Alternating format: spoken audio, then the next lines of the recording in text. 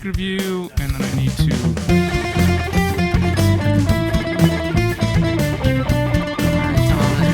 Searchable as Reptiles. What? Thomas is here. You want to say hi to Thomas? I saw him creeping in the corner.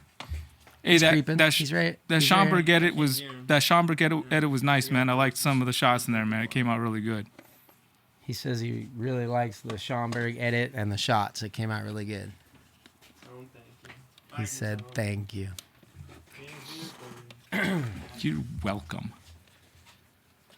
God, thank you. Thank you, sir. I'll have so much fun. Said, thank you, sir. I had so much fun. That's what he said. Was that good? Did I do that justice? Yeah, that's pretty much exactly what I sounded like, probably. Probably. Do you want me to put a shirt on? You don't care. That's your bougie cup? Oh, the Reach Out Reptiles cup. Oh, do I got bougie cup here? I got bougie cup 2. I got bougie cup 3, bro. You see this thing? But I'm drinking 1792 out of a 1792 glass. Which 1792 is that? I have multiples because of Sir Stephen Livingston. I've got a bunch of 1792 upstairs too. I got the full proof. I got the small batch. I think I have one. All right, this is this one. Yellow. Standard? What is that? Bottled in bond? Yes, that's the 100 proof. I think I have that one too, actually. Yes, this is the 100 proof, but then I have the aged 12 years and signed by the guy who likes to taste this stuff a lot. What do you call that? That's cool. One? That's cool. Who's the guy? I don't know. DSK Squiggle? Okay. TSK Squiggle? DSK Squiggle. No, it's like this is autographed. Like this is ink. I could scratch it off. I see it. Yeah. So it's signed by the whoever it is. Let me see. Yeah, it doesn't say it. But anyway, it's the 12 year. It's funny you bust that out because I actually just did just recorded an episode of Whiskey Wimps with something that's made. It's sourced from 1790. I'm going to go whiskey nerd here for a minute. It's sourced from Barton, who makes that, but it's not Barton. It's a brand called Old Calumet. There's another brand they make called Sam Houston, and I had it recently. But today I got this Michter's, but it is sponsored by the Whiskey Wimps. Cool. Thanks, Whiskey Wimps. And thanks, Steve Livingston, for keeping Garrett on the loop of Steve loopiness. Check this. He thing asks out, every time there's a show. He's like, "Are you guys going to record a podcast?" And I said, "Yes." Yeah, he hit me up too. And then we didn't. But this is the first time. This is the first time that we did not make it on time since we started the podcast. This is the first time we've been late. but we kind of aren't late because we planned it. I mean, it was a late. I mean, we tried to do it before. It just didn't work out. You were too busy getting ready for stuff, and then our schedules just weren't aligning. But it just is the first time we have not. How about this? It's the first time we haven't put it out on the 17th of the month. Yeah. Which you care more about that than me or anyone else in the audience, I think. Oh, yeah. But yeah, guaranteed. we normally release on the 17th, so we were going to do that. And I was like, well, Schaumburg is on the 19th. I'm going. You're not going. No. Why don't we just talk about that? Right. You know what I mean? Why don't we wait until after the week? We'll be a couple days late, but I think it'll be interesting, because we usually podcast kind of around some reptile shows and stuff like that. So not that it has to be all about reptiles, but it is searchable as reptiles. True. But that was the whole point. I mean, we had that whole conversation with Dave about religion for like 45 minutes, almost the whole podcast at one time, or like at least 2/3 of it. And that's fine. Like that's Didn't we also have to be. Didn't talk to Clint about religion the whole time? No, not really. We talked about Star Wars. We talked about that's what I said. Religion. Good one. I see what you did there. Anyway. Speaking of religion, dude, can I before we get into I feel like I'm basically going to be interviewing you about Schaumburg, this thing, because I want to know about it. I'll tell you a little about way, but let's speak about religion. I feel like I want to, because I do want to know kind of what it was like. I want to get some details, at least from your perspective, and then also I'll give you a little touch what because I went to a reptile show too, just wasn't the whole weekend, and it wasn't Schaumburg, but there's a couple things I just want. Speaking of the religion thing, I'm going to go to I'm gonna go to a service tomorrow for the first time in I don't know how long, just kind of on my own. I thought that might be something you might be interested in, so I'm telling you now. Cool. Where are you going? How come? Why? It's a What place brought that on? place up here just north of us in Paso. Our neighbor, I had a great conversation with her one day, and to make a long story short, I got really good energy from her, and then that's essentially led to this, like really good energy. Like we had this talk for hours, and like just it reminded me of you. I told her about you. I told her about Clint. Told her about a couple other people that just made me feel. Because here's the truth. I've always been a little wary of any kind of organized religion whatsoever. I mean, I've been to church a few times. My grandma is Catholic, still practices, still goes to church all the time. I've gone with her to mass and stuff. My parents both, when they were children, came up like that, but I didn't. Like we didn't go to church growing up and stuff like that. And then I've just always been kind of skeptical of organized religion again, just because the fallibility of man. It's not necessarily it's not God's fault. It's the Do you feel the fault of same way man about that science, which was also invented by fallible man? Sure. Yeah. Sure. I just wanted to throw that out there just to be a jerk. Yeah. Sure. I mean, why not? I just thought it'd be cool. I'm gonna bring the kids. Let them check it out. I was just open to it. It's mainly because of the person involved. I was like, it was just that's actually great energy. It's just like I get from you. Just like I get from you. Yeah, You're one of the people that gives, potentially organized religion a good name, I think. And well, I'll tell you, that's kudos to your neighbor. You know what I mean? Because I think that, so here's the idea, right? Let's say you found religion and you feel like your religion is bringing you on a better path, leading you to salvation, whatever it is, it's benefiting and blessing your life, right? There's something weird where people get super shy about what they believe. I think maybe they're afraid of ridicule, and a lot of people like to ridicule religion. I remember one time you were telling me, like, I'm super protective of you, Garrett, discussing people talk about my religion, because I don't care. I talk about it. But that was one thing I talked with her about too. I was like, I don't want to be judged by people, like at the church even. I don't want to go to church and feel like people are just judging me, which is obviously not that's like one of the things I always believed in, the teachings of Jesus Christ. Like those are things that I've always believed in. Like, yeah, that makes sense. Like, yeah, be a good person, basically. Like, that sounds like a great idea. Don't judge people and try to treat people the way you like to be treated. I think the thing is this: you might get judged by people at church. You might get judged by people at the grocery store. You might be getting judged by people right now because you're drinking alcohol without a shirt on a podcast.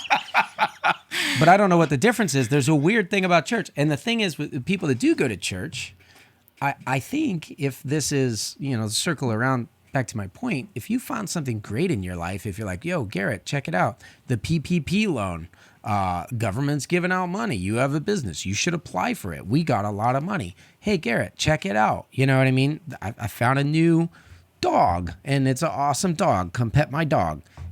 Hey, Garrett, guess what? I'm in love. Hey, Garrett, guess what? I found Jesus. Oh, don't talk about that one, though. You know what I mean? It's only the most significant thing that happens to you, according to a lot of people, right? But there's like a weird thing where they don't talk about it. So what I'm saying is, kudos to your neighbor for saying, you know what? I love you, neighbor. I care about you enough that I've found this thing that has been a blessing in my life. I would love for you to experience that with me. It's just like if you were like, oh, Garrett, go check out this cool spot with me and Brian Gundy where we find snakes every time we go, right? I took you to Snake Island. You know what I'm saying? Like, let's go to Snake Island. Let's go check it out. Well, no, I haven't been there yet. Just to I take everyone except for you. Impart things upon me that I haven't actually done. But yeah, I'd like to go there. Well, theoretically, I would take you to church and Snake Island. You just have to come out here. But I do think it is weird how many people go to church and then don't talk about it. That was the Do thing. You know what I'm saying? Literally, I felt this light coming off her, like when we were talking. Like I actually broke down in tears for no reason, no apparent reason. I wasn't feeling traumatized at all. It was just the sheer amount of energy that I was feeling with her. I was like, dude, this is like I'm feeling we're having such a good conversation. It was just like, and then she was like, yeah, it's just since you recognize that, I'd just really love to share with you like what that is for me and like how I feel that you were even seeing that, and that's where it led. And I said, at some point I'd love to come down and check it out, and so that's tomorrow for me. This was like a month or so ago or two that we had this conversation, but right on. Yeah. Well, and the real question happy is, about it. I'm excited about is it for no reason? You know what I'm saying? It's like if you're watching a sad dog commercial, or you know, like you watch a little Dalmatian drag a firefighter out of a fire and you start crying. It's for no reason. You're not traumatized. You're not getting burned or whatever. But you're like, the damn dog understands self-sacrifice, and I just want to have a purpose in my life. You know what I'm saying? Maybe there's some kind of like yearning or something there. You know what I'm saying? That is intriguing you, and you know. So there probably is a reason. Maybe you'll find out what it is when you go. You know, I don't know. You'll have to let us. We'll have to talk about that. Bring it up on the. You're going this Sunday. You said tomorrow. Tomorrow, correct. So yeah, we'll have to talk about it on the next. I'm planning for this podcast. to come out, since it doesn't matter that it's not the 17th. This will be coming out on Wednesday. You'll have already gone. Yeah. Whatever day that I'll have already gone by the time this comes out, and then also in that same day it'll be the Whiskey Wimps. I'm plugging the Whiskey Wimps again. That's coming out that same day, as well as the uncut video, which is actually us testing some whiskey from Costco on the Whiskey Wimp set, but like a more Costco uncut version. Like take the camera off the tripod, and the kids are there, and Hillary's there, and we're running around like chickens. But there's one more thing, right before we get into the Schaumburg stuff. There's one more thing I want to bring up, and it's this book that I just got today, and one of my favorite YouTubers that I watch, Peter McKinnon, talked about just a task book. I don't remember exactly what they called it. I wrote on the front of it, Critical Tasks Daily is what I wrote on the inside page. And that's what I'm going to write down 8 things. And you've talked about this before with me on the podcast. I don't know if it was Franklin or Jefferson. It was one of those two, right? I still have them all over my desk. Yeah. Yeah. So I've just this one book because I do a lot in a day, but sometimes I feel like I don't know. You know, I've been kind of getting a little bit out of shape again and falling off on that, and this seemed like something that could work for me, something physical, and the idea was you have to have it physical and like actually write it down on paper and cross them out every day. And my last thing so I want to read them, what they are, and then see where this has gotten me next month when we podcast, and see if like I've stuck with it and if there's actually progress being made. I'd love to do that if you don't mind. No, go for it. And then, like, if you want to hear it, I'll tell you a couple things I've learned after because I've been doing this since we started Reach Out Reptiles. One of the first things I did was I sat down and I printed these out so that I could write it with a pen, because I'm old school like that. Not that you have to, and I've been doing it for 3 years, and I think we've accomplished a lot. So I've learned a few things about scribbling things down and following through. So go ahead. Let's hear what you got. Sure. Yeah, when I know I really want to get something done, I write it down. Like if there's things I really want to make sure I bring to a show, I write it on a piece of paper so I can check it off. But this is the first time I've made it like planned to do it every day type thing. So it's just simple. You know, and it's not always things that like guaranteed there's going to be things that I do that are not necessarily written down. Like we're having the podcast today. I knew that was happening. I didn't write that down as a critical task. I just kind of knew like that's going to happen. I don't need to write it down. So this isn't like my to-do list. I don't want people to think this is all I'm going to do in a day, because that'd be ridiculous. But it's just the things that I felt like I needed to cross off a list and make sure that actually happened for sure. It's clean all snakes, feed babies, edit, export, and upload 1 video, 10,000 steps, 100 push-ups, and core exercise, burn more calories than eat, 1 glass of whiskey, no cigar, no eating after 9 p.m., fold laundry, make tomorrow's list. So I got a few of those crossed off already. Actually, I need to cross off the push-up one right now because I did that right before we sat down, and the core stuff. Cool. Still need to get the 10,000. I'll get that after we're done. And then tomorrow is check out new church, run 1 mile, plus core, plus pull-ups, burn more calories than eat, no eating after 9 p.m., no whiskey, get Morro Bay sunset shot, that's for Matt, and then take 2 pictures of 2 snakes that I need to take pictures of, for sure, and then make tomorrow's list. So it's 8 things on each one, and the last one is always make tomorrow's list. And as I mentioned, there's going to be a lot of other things I do tomorrow that are not necessarily on the list, but I don't know. I just want to see how it goes. I just wanted to talk about it for a minute so I can kind of check in with myself here and everybody next month and see where I've gotten with this. Thank you, sir. I like it. So for me, when it started out, I called it time management, but it really is not time management. I have like a kind of just an hourly thing about, like, for example, like, all right, I need to get off work by this time or whatever. That's on my thing because I want to have personal time with the family or whatever. But there's one part that I think is the most important part about it. And then there's another thing that is, there's one trick, and then there's one thing to kind of realize about what you write down the list. Okay, so the most important thing about mine, and this was stolen from Benjamin Franklin's time management thing, is that there is on my sidebar on mine, this is like all my tasks. This is kind of like a daily schedule. And then over here, there's like this little sidebar. The sidebar has 2 questions, and it includes some time for self-reflection, right? So it's built into this because you should do this, I think, at the beginning and the end of a day. So right it says the morning question, what good shall I do today? The evening question, what good have I done today? And so just kind of like you just did that. I don't know if you realize it or not, but you wrote that you called it out on this podcast so that we can circle back around next time and see if you did it or not. But you're saying, I want to see how this goes, and then we'll talk about it afterwards. So I think it's cool. Before you start the day, it's not a task. It's just what good shall I do today? Do you know what I'm saying? And I think that centers you with the right mindset, because you can be angry about stuff. You be pissed. You want to get revenge on somebody. You want to call somebody out. You want to this. You want to do that. But if you sit down and the first question you ask yourself as you're like, all right, I'm going to do the snake thing today is what good shall I do today? And you set just and I keep it fairly vague, but it is a goal and it's something that I think about, you know? And then for me, that includes like when I'm thinking about what good shall I do for the day, I try to like include some people in some prayers. You know what I mean? Think about some people that are going through some hard times and just be thinking about them and remember them. So I kind of did that because for whatever reason I was mildly embarrassed about reading out. I don't know why. It doesn't have a number on the list, but it is on tomorrow. It's to make sure I take some time for some baseball with Noah because he had his last game today, and they did great. His team creamed the other team, which was fantastic to watch. But and he got on base every time. It was great.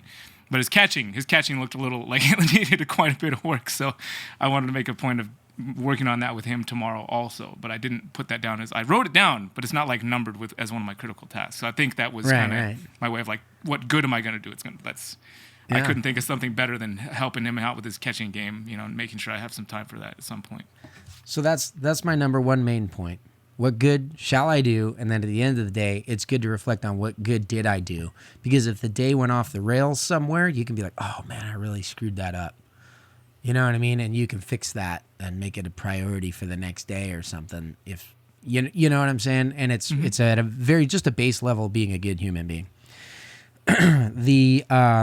The tactical thing that I did is I got a million of these things printed out, but I have a little list where I break out my daily tasks.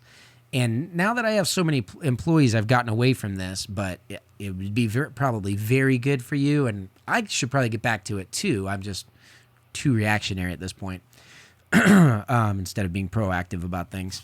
But I basically said, okay, Mondays, are going to be this day. Tuesday is going to be that day. Wednesday is going to be that day. So for me, it was like Monday is snake cleaning day. Tuesday is creative editing day. Wednesday is, and I don't know what your day is, but you have kind of like recycling weekly tasks that you go through.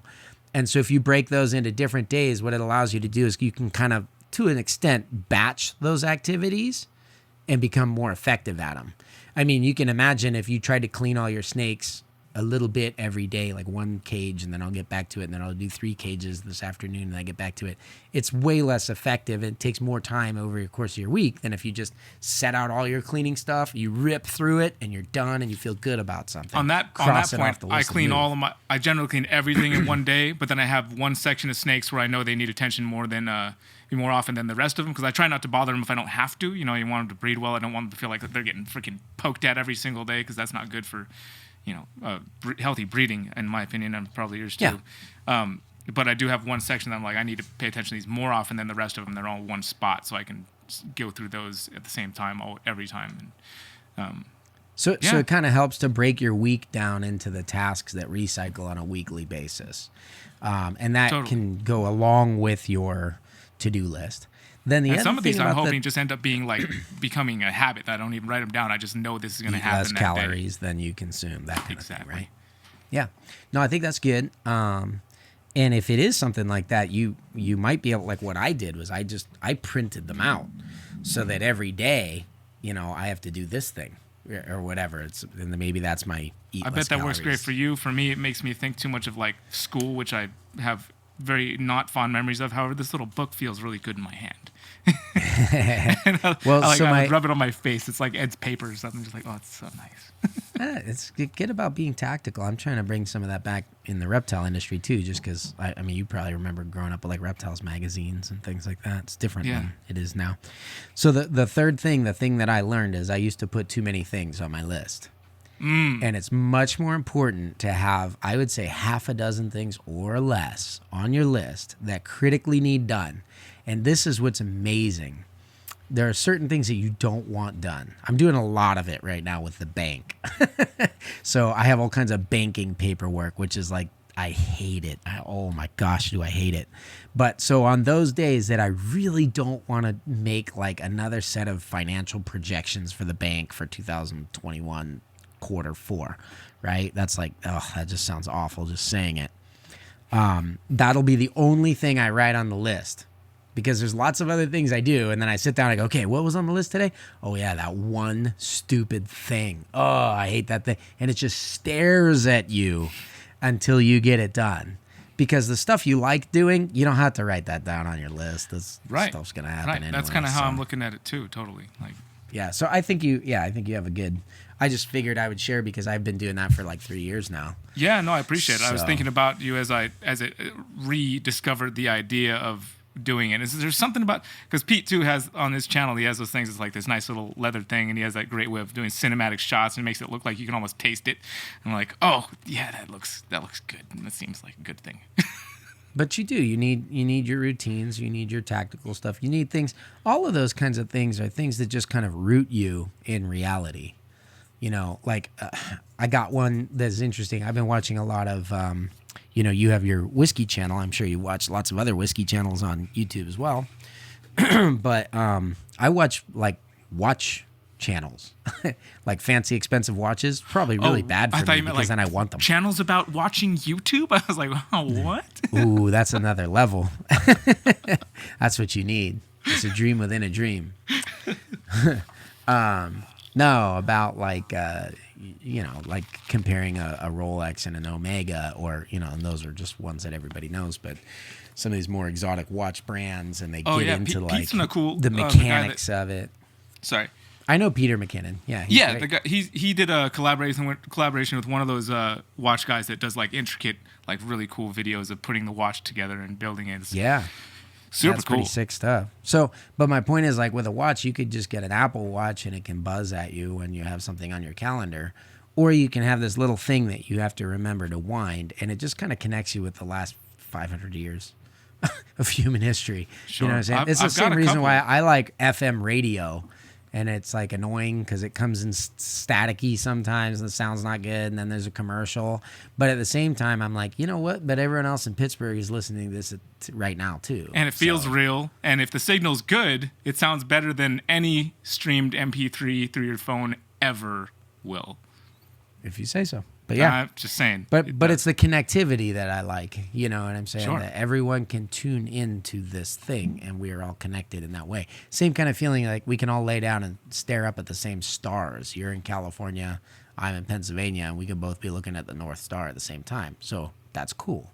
Or we could have all to get outside to do that. Yeah. Or we could all attend the same Reptile show. We could, but some of us don't. They just think of like little clever tie-ins for conversation. If you're calling that clever, then thank you, sir. I like to think it was too. We can't get into it yet though, because we didn't dive deep in the show. We don't always do that first. I mean, we can, but sometimes we do that last. If you're ready for it now, I'm ready for it. I thought I did a little clever tie-in to Let's Talk About Reptile shows, but I know I was trying to interrupt it. Good job. You done did it. So Thomas and I went out to this place for dinner, and Thomas just recently turned 21. So he has a low alcohol tolerance.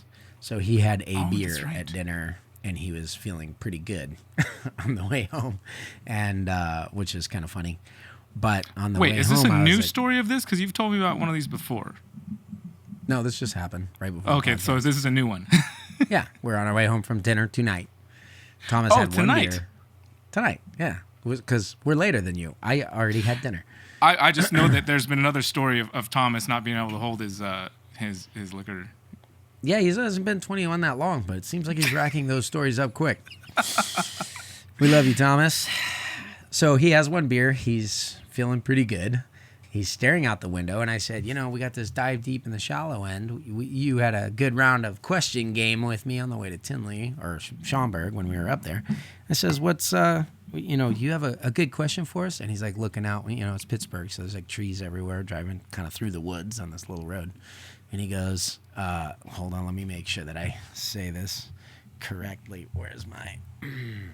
He said, yeah, what is the most sexually attractive type of tree?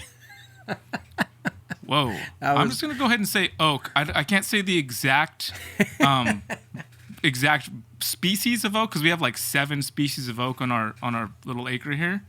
And I wish I could tell you for sure which kind that specific one is, but I'll tell you what, man. There was this big one ones night. are the Canyon live oak.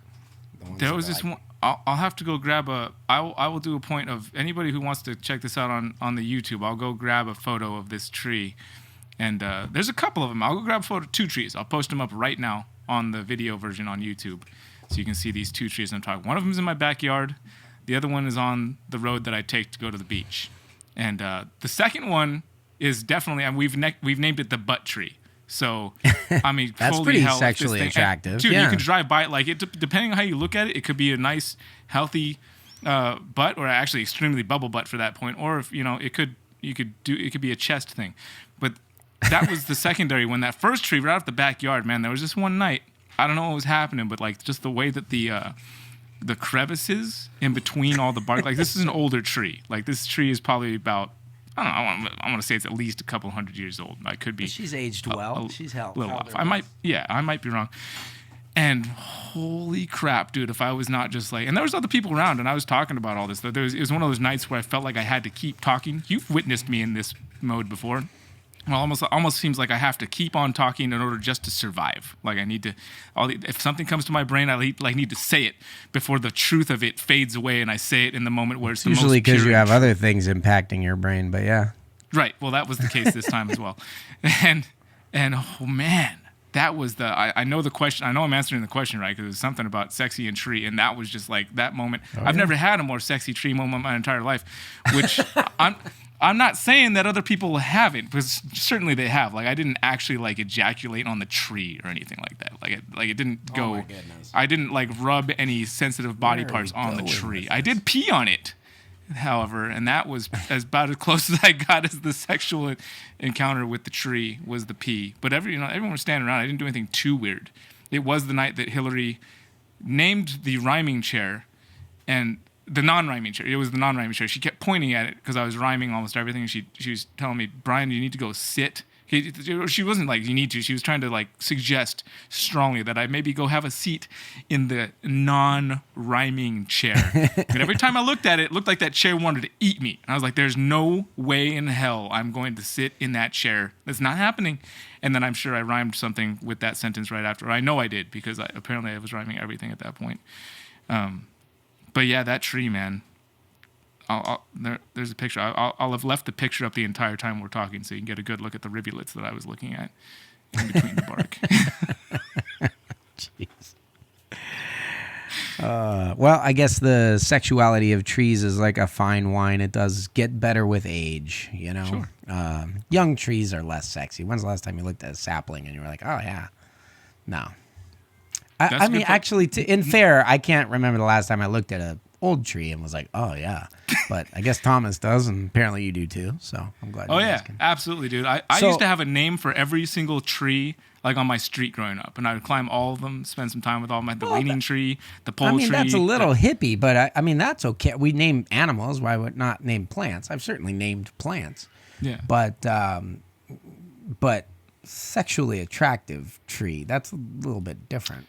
Yeah, it wasn't, when I say sexual about the tree, it wasn't that I was attracted to it in that way per se, not to the tree like directly. It wasn't like I didn't like have any kind of. It was just giving you some memories or yeah, like nobody was going to call the cops on me for anything I did to that tree, especially in my own backyard. In the public, technically I could get for indecent exposure because I'm peeing, and that could be an offense where I could be Mr. ticketed Technical. at least. But no, nothing where nobody would watch a video of that and be like, oh my God, what is that guy doing to the tree? So this oak tree you're talking about is naturally voluptuous. One thing that I'm really into, I've got a couple books about it up here behind me on the shelf, is bonsai. So if bonsai trees are, if we move them into kind of like the sexually attractive mindset, are those kind of like the Desperate Wives of Orange County or something like that because they're completely artificial? You're like, it's like trying to be like natural beauty, but not. Well, I'll tell you right now, that tree, that second tree, the one that's between here and going to the beach, that one looks like it was Hollywood doctored. Honestly, it really does. I mean, you'll see the picture. I'll send you the picture as soon as I post it up here on the video. Like, that thing looks like it was doctored. The thing looks like it took a trip to the old Doc Hollywood and was like, there we go. They were expensive, but they were worth So maybe it. that's the case. Maybe that's the case. It's different for me with humans, but with trees, I'm into the bonsai thing. I don't know if it's the artificiality of it or if it's kind of cool to see somebody have so much time into it because it takes, sometimes several human lifetimes to achieve a look within one lifetime of a tree. Or maybe it's just a super dwarf thing again. You know what I mean? Like, these ones are small. I like it. For me, you can tie this into super doors. I'm going to take it right back. Just like I tried to tie into the reptile show, and you were like, nope. The bonsai tree that Mr. Miyagi was working on is why the bonsai tree has a special place in my heart. For a man that seemed to have his heart in the right place and cared about the right things, he really cared a lot about that bonsai tree. So I was like, if Mr. Miyagi cares about the bonsai tree, I care about the bonsai tree. But it totally didn't make any sense when he planted it back in the wild. Like, you don't make a bonsai tree to go plant it in the wild. That doesn't make any sense. I'm sure that was the Hollywood influence, just like the big breasts on that tree. Yeah. Doc Hollywood thing. Maybe, I guess if he's dying and he's like, I don't want anyone to. But yeah, but I don't know. Even the bonsai tree, like you cultivate they're not good for the wild anymore. Come on, Hollywood. It can't be so fake. Jeez. Dude, thank you, by the way. I'll bring it back to Super Doors for you. That snake, that was cool, man. That felt pretty cool. It's still feeling cool, honestly. Like, the video is hopefully doing well. in 8 months it's going to feel really cool because they take some time to color up. So. Sure, it already was cool. There was a moment when I pulled it out, I was like, this isn't a bantang. But then, you got the Super Dwarf, the Karampa. You should have seen the bantangs when they were hatchlings. Yeah, no, that'd be great ugly. if you could show me a picture of one. Anyway, my point is that it's awesome, dude. Thanks. I'm not trying to look a gift horse in the mouth whatsoever. Like, I was honored to receive that snake, and I really thank you for it. Cool. I thought it was super cool. Yeah. You guys will just have to watch Brian's unboxing video if you want to do that one. Which, by the way, what was the deal? You were talking about being judged at church. You get judged on YouTube all the time. Your church experience should be fine. I don't know, dude. How often do people want to threaten calling child protective services with you because you don't fit their, their view of what a dad or father or family does? On that video today, somebody did happen to mention Child Protective Act or something. That's what I was talking about. Come on, just shut up. It's all right. You know what? Jeez. You know what? Actually, we had here's something that I like to say is a strength of mine, is the ability to take what could easily be taken as negative and just stay negative, or just go negative and just be negative. And I took it and turned it around and had a positive. I had the most. I know. You're obviously talking about the same comment I was today on the video. Yeah, you guys talked it out and hugged it out at the end. Yeah. And actually, his comment wasn't. I don't think it was as bad as it sounded. No, it's not. It sounded like. Well, actually, the first comment was just kind of, "Hey, this should be a family channel, and therefore you shouldn't drink." It's like, well, first of all, stop telling me what kind of channel I have. It's my channel, not yours. And secondly, stop telling me what kind of family to have. It's my family and not yours. Just get your head out of your ass. This family needs to drink. It's good for our freaking health. Can't you tell? No, but I don't know. It's like, so I actually don't, like, a lot of people do have problems with alcohol. And and so they're like hypersensitive to it. You know what I mean? Oh, But sure. then Yeah, and I think about that too. I do other think about people's, that. it's just different thing. It's like there's a lot of stuff. It's like, I don't know. Like I would probably have a problem with people who like to go shoot their gun at a range if I watched my family be brutally murdered in front of me or something like that by a gun. Good. Yeah, good analogy. You know what I'm saying? But that person's just shooting their gun at the range. They're just going blink, blink. This is fun. You know what I mean? They're not doing anything crazy. You know what I mean? So what's your truth isn't always someone else's truth, even when there is absolute truth. You know what I'm saying? It's like I don't know. Totally. It just I like when you can recognize that, especially like through like comments with somebody you haven't ever met over the internet. That to me is like the ultimate challenge, is to find that meeting of the minds through only text with somebody you've never met before, and like be able to turn around and be like, that's not easy. Like people do that wrong every day. It's such a challenge for people. Such a challenge. No, it is. He was very challenged. He was YouTubeably challenged. I texted you a picture of a baby pure bantang from the clutch that her father was from, which, by the way, was the first clutch of bantangs ever produced in the United States. Bantangs are from Sulawesi, so these are Superdorf Sulawesi. Bantang is just a micro-specific locality, but I don't know if you can look at your phone or not. I can't, but I can look on my computer. And there it is. Okay. So see the colors pattern, very similar to the animal that you have. Yours should have more pattern on it, and it does have some mine also has influence. a bit more of a yellow and it's not. This one has a lot more tans going on, I feel. Whereas, at least maybe that's because I can't really see the tail on this F13 animal right here. But take a look at like the head color and everything on that, like, and the thickness of the black and everything. It's pretty similar. Yeah, the thickness of the black is what I was pulling out on that was the bantang influence and the orange eyes. So I think it's going to be crazy. Like if you look at the parents, I have a picture of mom and dad laying down together, and the dad is like rich golden. I mean, you saw him. He's like yellow, like a lemon. You know what I mean? Deep, rich yellow. And the mom is like charcoal gray. So the idea is to get that black and gold into the small size. And then I love the smoothness, like the roundness of a bantang's black pattern, as opposed to the real pixelated patterns that Superdorfs have, like the Calatos and Carampas and stuff. Yeah, I like so those if you could get the lines. smoothness of that thick and black, but also have, Superdorfs have proportionately more saddles. Right. So that if was you the thing think I of noticed. like a gray banded king versus Tarahumara mountain king snake or something like right. that. The Tarahumaras have like twice as many. So it'd be cool to get twice as much smooth black pattern, and you know what I mean? I think it was a good proof of concept, so that's pretty cool. Yeah, it was fun. Honestly, dude, I was honored. I was I know Well, we're I've never we tried to custom take bred care a of each other. snake for somebody before, so that was pretty fun. Yeah, thanks, man. It was super cool. Seriously. What do you recommend what size? I mean, I could figure this out myself, but what size were you guys feeding before it took off? Oh, they're tiny, dude. Like I know, they're tiny. That's what I'm saying. What do you feed them? Like, that's smaller than something I would feed a ball python. Like, I feed my ball python way hatchling smaller. something. Yeah. That looked like it was he probably weighs a third of a ball python hatchling. He's tiny. Tiny. And he's already a couple months or so old, because I think he hatched in May, right? I mean, you guys are giving him mice, I assume, right? Fuzzy mice, yeah, like a fuzzy mouse. There's no way you're giving them rats. Or like a day old rat pink, Yeah. But they can take a big meal. It doesn't mean they should have it. So sure, yeah. I feel when they're young like that, they should. I've got some. Yeah. I do have some mice hanging around because the little hognose I'm raising from Matt. So. Well, and time will tell, because here's another fun thing about the concept of that breeding.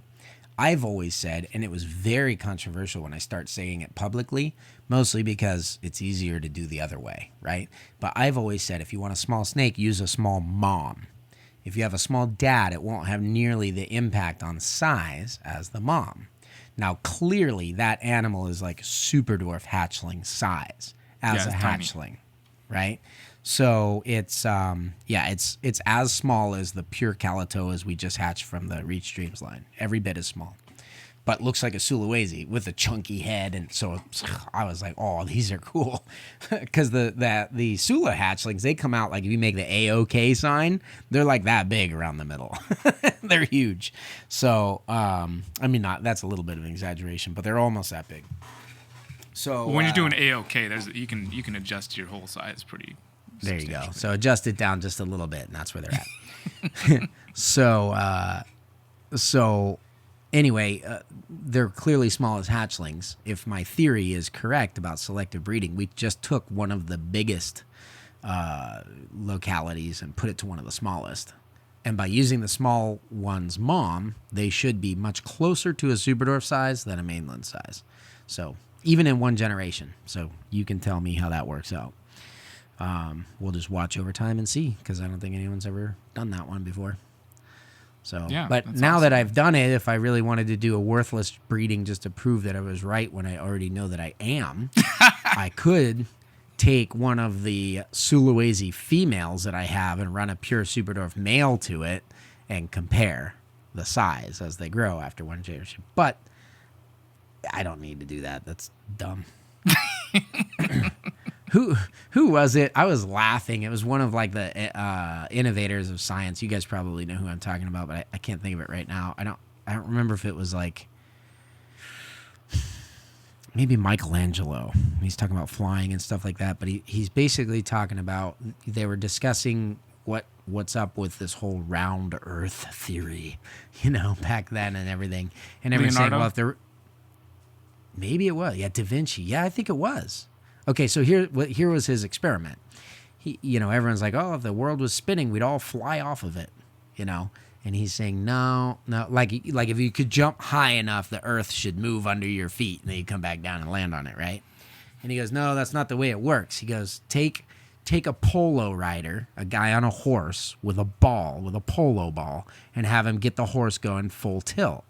And then he can throw the ball up and down and catch it. The ball, he doesn't throw it up and it goes way back behind him just because his horse is riding 35 miles an hour. He's going to throw it up and it's going to come right back down in his hand because they have equal momentum, right?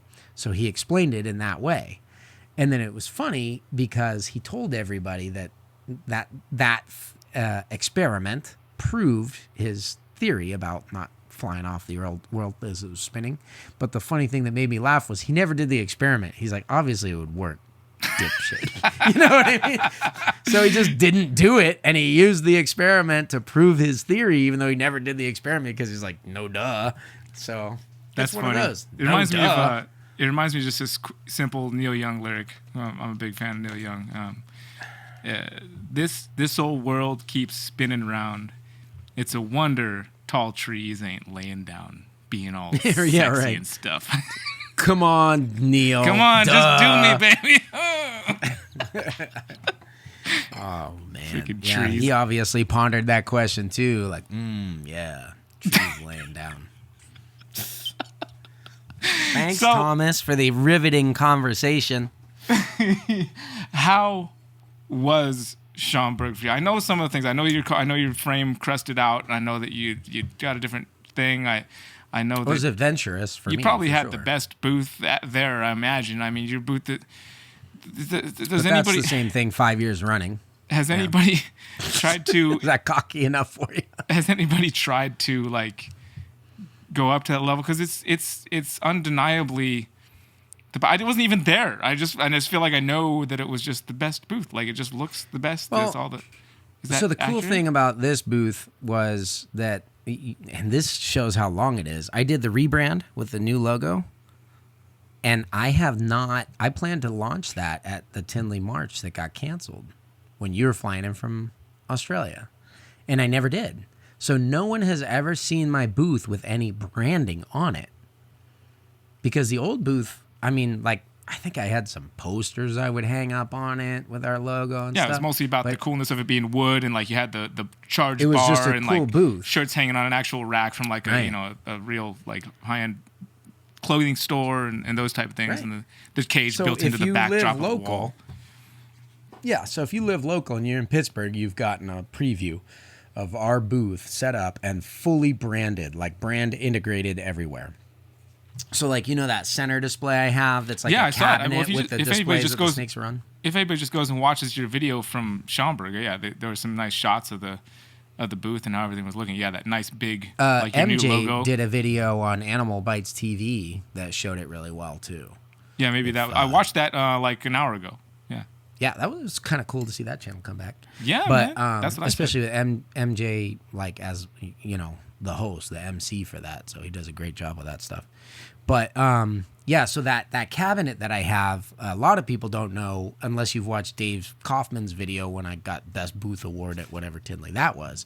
That's a secret cabinet. It opens and there's a snake rack inside, so that at night I can take my animals out of their displays and put them in a rack that's exactly what they live in here at my house, that has water and heat, so that they're refreshed and cared for after a long day of being displayed stressfully in front of everyone. Hides in it and everything. Yeah, I've seen that. Okay, so on the front of that thing, we have like a big plasma cut metal rusty snake that I had cut out at this. I saw that too on the video. Shop. It looks fantastic. Yeah, it's all backlit and everything. So you have everything from that, like big metal ones, to like roll up banners and all that stuff. So yeah, so it was fun. It was really cool. And then what I was telling my wife about it, she goes, "How'd the booth end up looking?"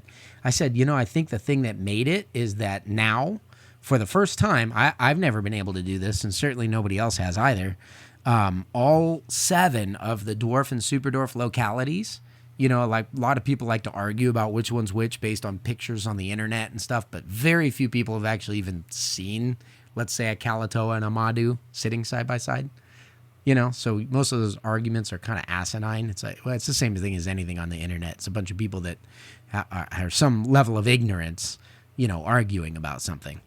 So, I mean, I'm not saying like I'm better than them. I'm just saying like most people haven't seen those things. So for the first time ever on display anywhere outside of just my shop, we had all 7 dwarf and super dwarf localities side by side. You could see them in the flesh. Yeah, and I just told you I watched that video before. I know you're saying this for other people listening too, right? But there's no, but well, so I just think it made the booth because so many people, like Kabilka came by, Chad Brown came by, Brian Potter came by, and they were having this discussion. Like, it's so clear because we hatched all of them within the last year or two, right? Oh, so clear which localities are which? Yeah, like, wow, they're night and day. Oh, they're so beautiful. Yeah, you can really see what you're talking about now that I can see it in the flesh, and it's not just a still picture or whatever. Oh, totally. Oh, absolutely. And so it just brought so much depth to what we've been working on and why we've been working on it all this time. So, no, dude, you've been busting your ass. You've been busting your ass, and like the hard work is paying. And you're still busting your ass. I know that, but it's like it's paying off. Like I think people see it now. Yeah. Because I've been in the building process. Yeah, that booth was like, I'm biased. Boom, here it is. Branding, snakes, people, all of it. YouTube, we got all the beautiful videos playing up on TVs. You know what I'm saying? It was fun. And you're a good dude. You take care of people. I mean, at least if you don't, then they're somewhere hiding in a dark corner where you buried them so they can't. At least that from my perspective. Again, I'm biased. I'm biased. I bury the people that disagree with me. I'm not supposed to be blowing up your head, right? Is that what I'm supposed to not be doing? Is that we agreed on? Did I agree on that? People are always worried about like me getting too big of a head, but it's not going to increase any more than it already is. So just say what you're going to say. It's as big as it can get. Hurdles are like, there's something okay. Now there's always going to be some small thing that I try to justify as to like if I don't do something like that's okay, I didn't do it because of this. And if there was any one thing that I had to pick about Schaumburg from what I could tell from pictures, from what I could tell from anything of why I was like, well, that at least that wasn't, I wouldn't have been. You wanted it to not be cool because you didn't go. That's it. The carpet at Tinley. There's some. I was looking at the pictures. I was like, what is this cement floor? Like, it's a different venue, and I'm sure it was fine. I mean, you can do nice slides like with socks on a nice polished cement floor like that. I'd probably take advantage of that. But there's something about that carpet at Tinley that really just. I don't know. Even just from the pictures, like if I look at pictures from Yosemite, it's one place I can, like, it could just be a random tree next to a rock in Yosemite. I'd be like, oh, that's Yosemite.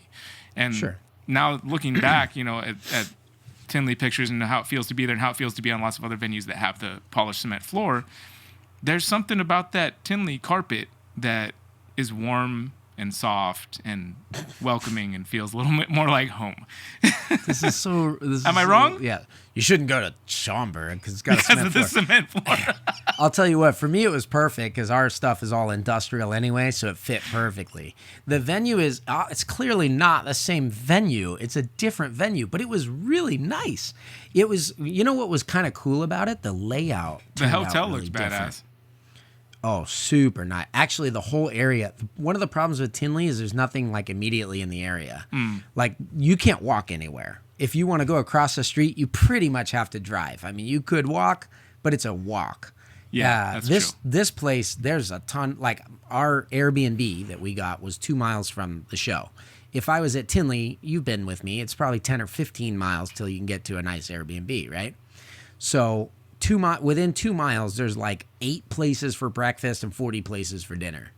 So from that regard, there was way better. You know, that was way better. The thing that was the biggest difference on the impact of the show was that the convention center is very square and the Tinley one is rectangular. You know, so like if you walk into the show at Tinley, it's not that far from the front to the back of the show, but from left to right, it's really far. Right. This one is a square. I don't know what the square footage of space is, but I would say it's roughly the same size as Tinley, and it was filled. The vendors filled it out. It wasn't like it wasn't full, but because it was square, it had a really cool layout. The ceilings were super tall and they were like brand new. So you have this like industrial thing going on with a concrete floor and these blacked out ceilings. Are we talking it was more square, that like was a perfect square, or was it more square than Tinley? I think it was pretty much a perfect square. Okay. Yeah. And So so I know what like it the ended Pomona up, venue is more square than Tinley, but it's still a little not longer perfect than it square. is wide. Yeah. No, this was more square than Pomona. So what it did was you had like, because I have an end cap booth, and in Tinley you only have 2 end caps per like row, right? You have like the front and the back. You know what I'm saying? Because it's not very far from front to back. In this one you had like 6 end caps. So what ended up happening, and I wouldn't have thought of this, and except that we were there, at Tinley, most people's booth is just a straight shot. You just, whether you have 8 feet or 16 feet, and you have a wall behind you, and that's about it. And there's a few end booths to go around, and I fight aggressively for mine. At Schaumburg, the square layout made for a much more dynamic thing. There's end booths in the middle, and then there's like booths that are kind of like freestanding. Like if Freedom Breeder was there, they usually go right in the middle of the show. They would have had like this full 360, you know what I mean? Kind of like freestanding booth in the middle of a convention center. So it ended up being like super cool layouts. And it wasn't just our setup that looked good. I mean, I like my little wood janky one or whatever, and that's fine. But everybody's stuff displayed really well. Oh, and the lighting was good too. So all the animals looked great because the lighting was awesome. Tinley can be a little bit dark in certain places. Sure. If you don't bring your own lighting. But this place was just really, really nice. So I liked the venue. I think the venue was great. How the show turned out was a little bit unexpected. And, you know, you're talking about cracked frame and whatever, but that was just my personal adventures. You guys can watch Thomas's vlog that went up on, what was it, Friday the 25th. 25th. If you guys want to see kind of like our behind the scenes, like what it's like to vend a show like that. But as far as the show itself, I thought it was going to be really big, honestly, like in terms of like attendees versus vendors, because they had it on Father's Day, which sucked, you know. It's big part of the reason why I wasn't there, honestly. Yeah, it sucks for the vendors. I thought it might actually be better for attendees because it's like, hey, Dad's into reptiles. There's a reptile show on Father's Day. It'd be kind of like a classic car show would go over really well on a Father's Day, you know. But when you're vending, you're stuck somewhere for 3 days. So, you know, sorry, family. So if you're the type that likes to celebrate on a particular holiday, you're out of luck with that show. So because of that, and also because of the new show, it's June.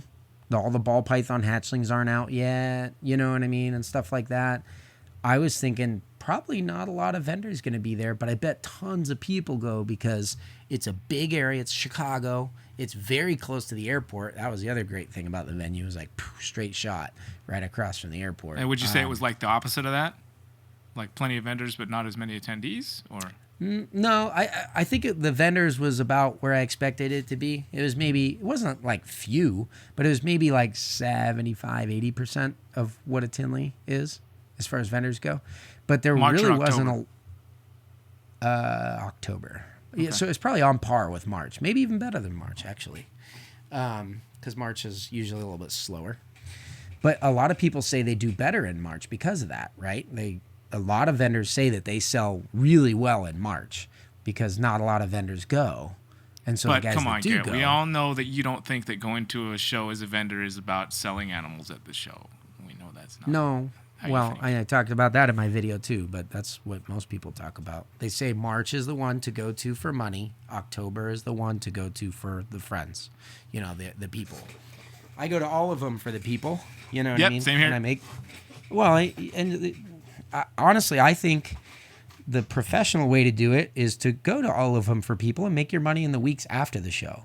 Don't go to a show and stress yourself out if you didn't make enough money to cover your table or something. Like, just take names and numbers and go do your business later. Can I tell you about my booth at the Roseville show that I had? Yeah, It was I didn't know anything about this show. What is it, like a super small local one-day kind of show, or what is it? It was pretty decently sized. It was a 3-day show, actually. It was a Friday, Saturday, Sunday, public show, 3 days. Okay. Decent size, too. Bigger than I thought it was going to be. And it was pretty cool. Like, I don't know if you know Brandy Blue. She does, animal presentations and stuff, brings, sloths and all kinds of cool animals. You got to meet Brandy. If you haven't met Brandy, you'll meet Brandy at some point. She's super cool, dude. She's from Oklahoma originally, but she's in California now.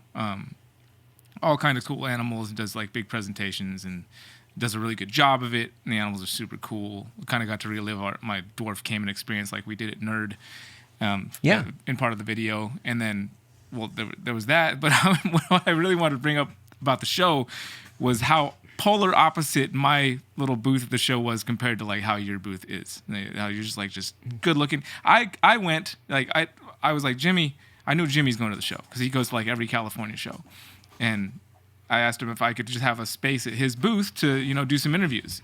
I was imagining to do it like I did with Freedom Breeder in Arlington, just set up in the corner of the booth, and kind of have some of the Freedom Breeder stuff in the backdrop as I'm filming because it's part of the booth.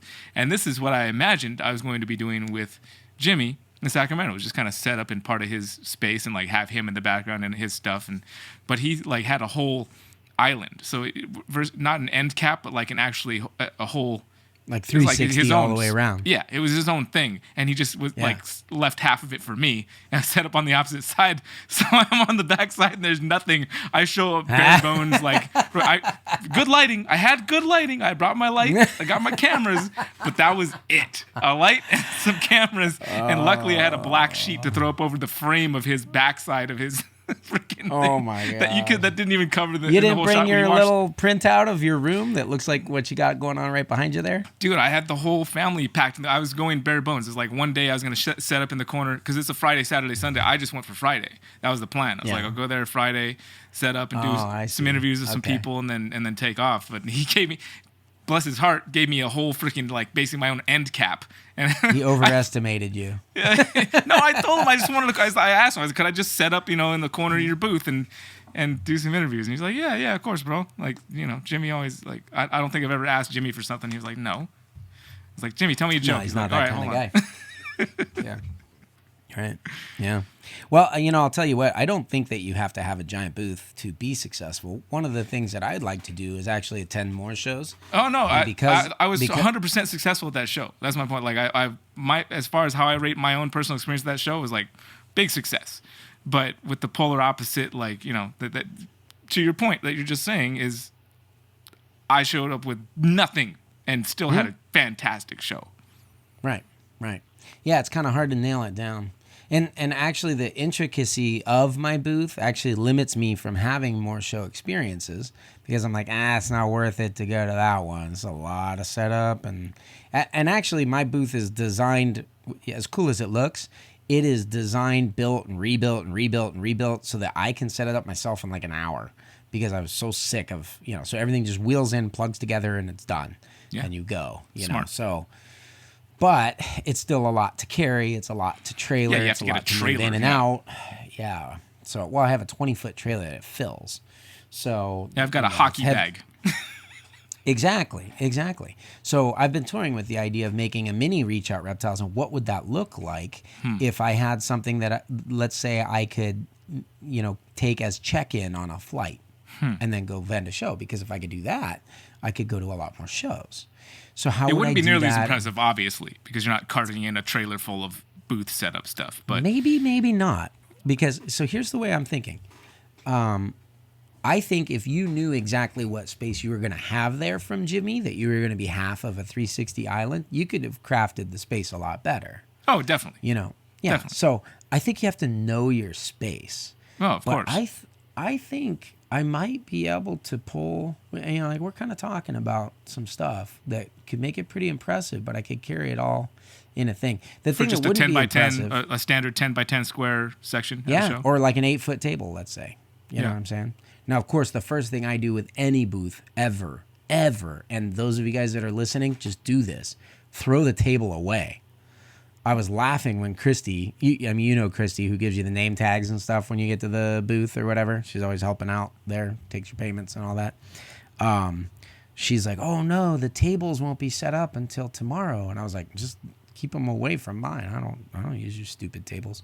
I don't want to have a table with reptiles on the front where I sit behind it.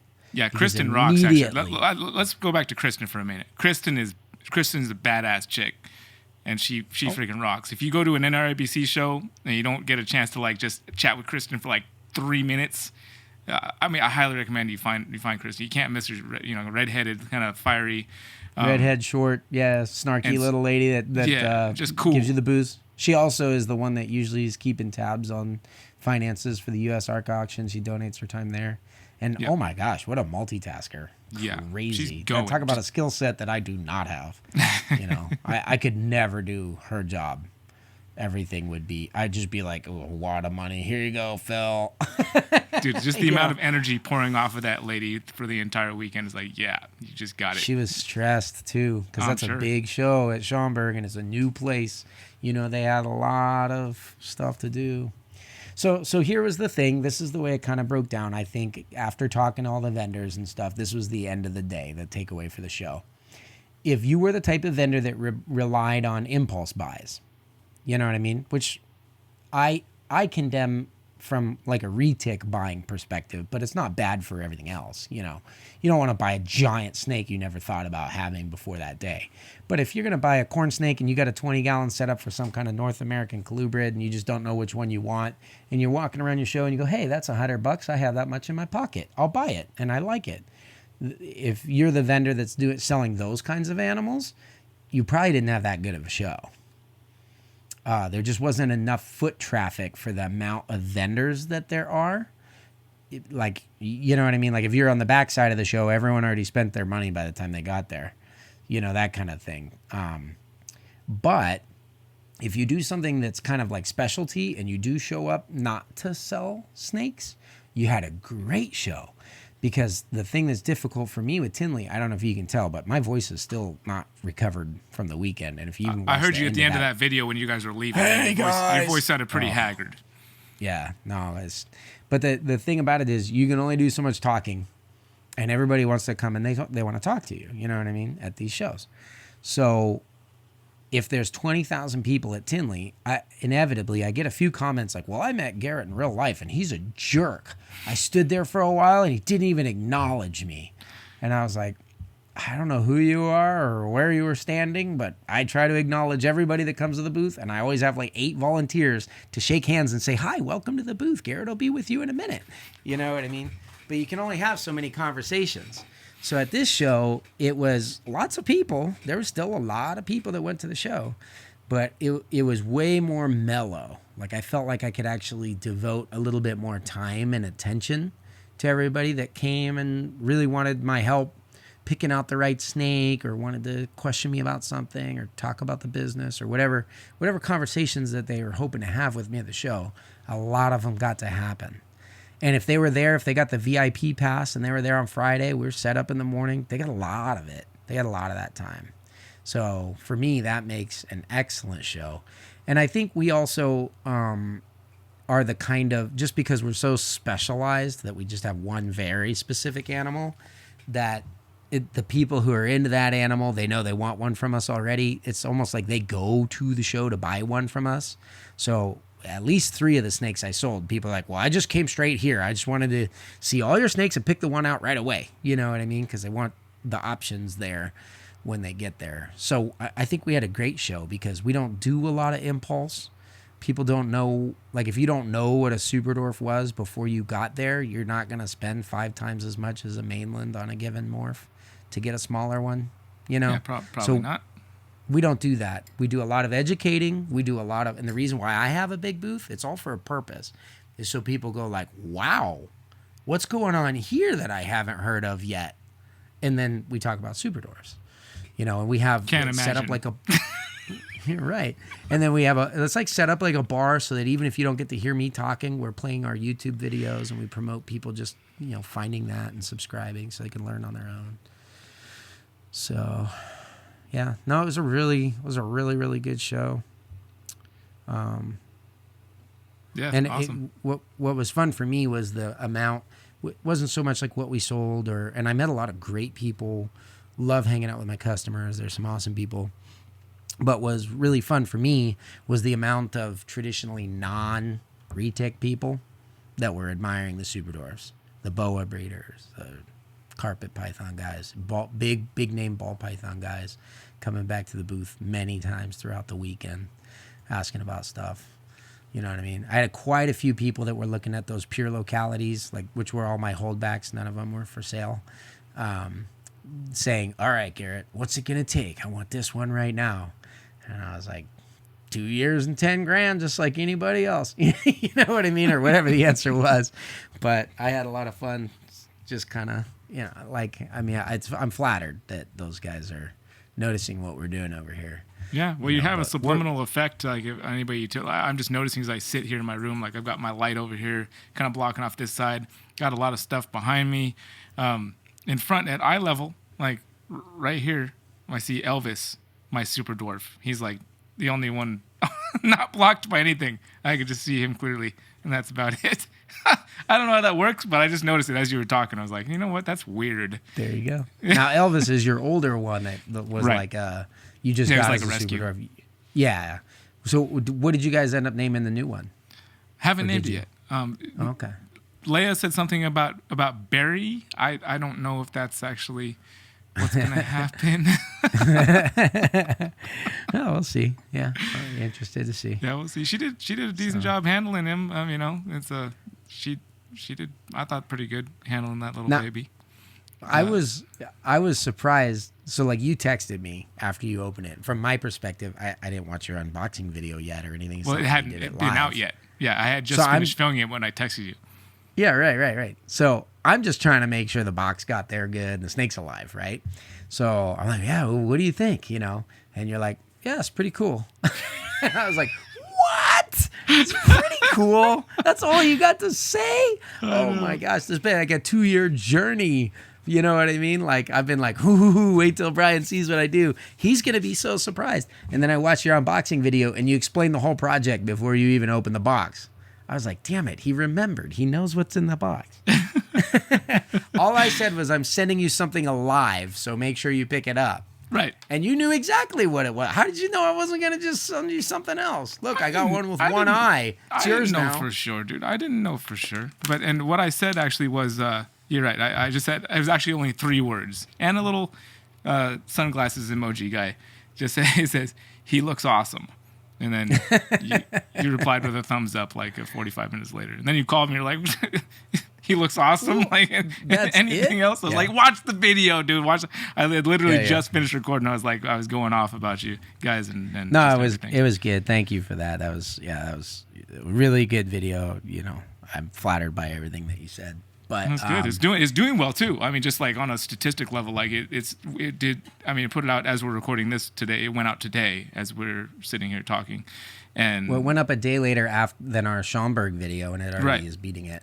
right. And it's oh, sorry. And I think Thomas put a lot more effort into that video. Not that yours wasn't great, but he worked pretty hard Filming on in that Costco with kids is not the easiest thing, and let me promise you that. You're okay. Yeah, our show. The one day I went to the show there was definitely good. I would say, as far as I was at a show that weekend too. It wasn't Schaumburg. It wasn't like the big name thing necessarily, but I got to see my ladies from the NorCal Herp Society, who are fantastic human beings and reptile enthusiasts that just do it real big, do it well. I think like they put a good name on herpetology clubs, especially with the rattlesnakes and stuff. For those of you guys that haven't seen Brian's video, what is the one called where you went out with them? The rattlesnakes. Oh no, you're thinking of the Pearl Lab right now. I'm there's other ladies. There's lots of ladies in my life, Garrett. Sorry. Appreciate. Yeah. I only have one of those. You know what I mean? Just the awesome folks. She was Just at one you lady met and a couple one of of them. bonsais for me. Oh, you met one of them at Carpet Fest. The Carpet Fest we hosted here. Her name was Terry, and she brought me a box turtle. Yeah, she's the. Don't make me misquote. I'm pretty sure she's the president. Yeah, awesome to see them. And then we also went to Grant Garton's place, GX3 up in Sacramento, which is a super Boy, I've been cool. hearing a lot about them lately. Yeah, I mean Riley's working there, and Grant is just Riley works there? Yeah, Riley's like kind of like the animal manager and stuff. He was I thought he was working at Santa Barbara Zoo. He was at Santa Barbara Zoo. Then he went to Sacramento Zoo, and then he stopped with the zoo and was doing some like soil work for a while, which he got over real quick. And then he found the thing with Grant opening the shop, and it was kind of a perfect fit because I don't know if you got to meet Grant before, but if you ever come up to like the Sacramento show, you'll get to meet awesome guy. And he just runs the shop is super cool. It's got fish, but they're like, they're doing breeding in the back. And it's the newer shop. I remember when they were setting it up and they did a lot of nice media. I mean, not newer, not new, but what, 5 years maybe or 6 years old? No, it's newer than that. It just opened this year. When Dave came out and we went to the East Bay Vivarium and filmed some videos there, like literally that same trip we went up to his place. So it was this year, right? Okay. Pretty sure. I don't know. I feel like I'm pretty sure it's the right place. I do get mixed up sometimes, but I feel like I saw a lot of promotional stuff. Well, he had opened a place. Was coming. He had opened a place. place. Has he been working on it for a couple of years and putting stuff out? He had another spot, and this was like the new location. I'm just trying to scroll back through videos so I know what I'm talking about as far as like it was definitely this year that we went out there and the shop wasn't even open yet. And it's gotten even better since then. So that was part of this is one day. I got 8 interviews at the show, did an uncut video walking around, checking everything out. Drove up there that same day, which is about 2 hours from my folks' house. And then went out with Jesse and did some Freedom Breeder video. I filmed like 16 videos that day, dude. Jeez. And went to the show and got to talk to everybody. It was insane. I don't know how that works. The same day you did the show? Yeah, wow. Dude. And that's crazy. And then we went there to Grant's place, and we went to Nick. Nick at Renowned Reptiles. Mm-hmm. Yeah. Of course you do. And yeah, we filmed some video at his place and like partied, and it was, dude. I honestly, if anybody ever wants to like see how much stuff they can fit into one session of being awake. Like come hang out with me from morning till night, like at any kind of given event, and just let's do it. Just stay with me from when I wake up till when I go to sleep, and just go for the ride, dude. Just go for the ride. A lot happens, I promise. I think I called you on my drive, but the one thing you're just talking about one session of being awake, it just reminds me of what I did earlier this week. So my truck broke that I tow with. It cracked the frame. You can still drive it, but you can't tow with it. So Dan and Kevin Shahan loaned me their F350 dually. Like, take ours. Good looking Don't truck. take any money for it, huh? Good looking truck, by the way. Yeah, no, I mean it's like I think it was a Lariat or whatever. It was super nice, way better than mine. And boy, that dually tows a whole lot nicer than my GMC Yukon did. So it's like, what trailer? Let's go. That's what it's made for. Well, and I like it too because I grew up with big dualies all the time. So my dad always drove, and so it was kind of like cool, But any rate, they gave me their truck, and I towed back here to Pittsburgh. So we left Monday morning after the show, and I drove it back here. I had a bunch of work to catch up with on Tuesday because, you're gone for 5 days or whatever, and you did a lot. So you got to get all those sales straight, follow up with everybody, all that stuff. I did all that Tuesday, and then I woke up at the butt crack of dawn on Wednesday, and I drove back to Tinley because I had to trade him vehicles back. So he saved my butt. I tried to just rent a truck. Everyone's like, why don't you just rent a truck and drive it back? But there's a vehicle shortage right now. So everyone's being super stingy. I don't know if you've tried to rent any kind of car lately. It's pretty challenging. I heard in Hawaii, my friends were visiting from there, and that it's just astronomical if you want to try to rent a car out there. The costs? The costs are triple or quadruple what they normally are. And when you get into commercial size vehicles, it's worse. And then they will not allow a one-way trip, which is what I would have had to do anyway. Rent in one city, drop off in another. So it just really wasn't. I mean, honestly, I was like, okay, I'm gonna have to take maybe the money I made at the show and just buy a truck, here in Chicago. Yeah, that's why that's not even a good option. I actually rented a truck, or not a truck, but I rented a vehicle for that whole trip because I wasn't originally planning to go with the whole fam because we've still been doing one car for since COVID hit or whatever, and I rented a vehicle for a week. Take Eli fishing and then make the show and all that kind of stuff. And if we lived somewhere else, it probably wouldn't have been so easy to do that. But. Well, if you want a 9-seater 4-wheel drive vehicle, let me know. I will give you one. Just gotta come and get it. I'm good. Thanks. So anyway, Monday morning I woke up. I drove the truck there. I grabbed my Suburban. His wife, Kim, was telling me oh, do you need an apple? Do you want to should I go for a walk around the block with you? You know what I mean? That was a long drive, straight shot, and she's like, you want to take a rest or anything? Do you want to crash here tonight? And I was like, nah, I'm going to get home. So I grabbed the Suburban. I just drove back home. So I went from Pittsburgh to Tinley and then back. I did it in just under 20 hours. I stopped 2 times for gas and 1 time for 15 minutes to pick up a going away present for Dylan, the guy that cleans our cages. Got a real grown-up boy, full-time job somewhere. So I got him he got a job in construction, which is what he was wanting. And I was like, right on, man. So I stopped at Home Depot for 15 minutes to stretch my legs and bought him a tool belt, as a going away, a nice tool belt. So I remember I did a little construction here and there, and those stupid things are expensive. Those and boots. They're nice too. It's nice that tool belt. Well, it's nice to have the access. It's not so nice to wear one all day long. Right. Well, and if you get a real one, a nice one, I still have my tool belt from when I was his age. Oh, with the suspenders? No, I mean, that's an add-on or whatever, but just a good, quality leather belt with real buckles and stuff, not this cheap plastic snap crap that they have now. So I just got him a really nice tool belt, and yeah. But anyway, did the whole trip in just under 20 hours, and normally that's a lot of driving, but I was fine. So I left it. I think I woke up at 5 o'clock in the morning. I got back at 2 o'clock the next morning. So, like I said, it was 20 hours of driving time. And yeah, not too shabby. You win on the drive on this one, that's for sure. That was after already doing the trip once. Yeah, no doubt, man. Just at a slower pace. I'm sure that wasn't part of the plans. You didn't put that on your critical tasks lists. Man. Jeez. Yeah. I'll tell you what, I just realizing that how much I haven't grown up yet, because one thing I did a lot of when I was a kid was stupid, dangerous things for not really any reason. You kind of ignore safety a little bit when you're a kid.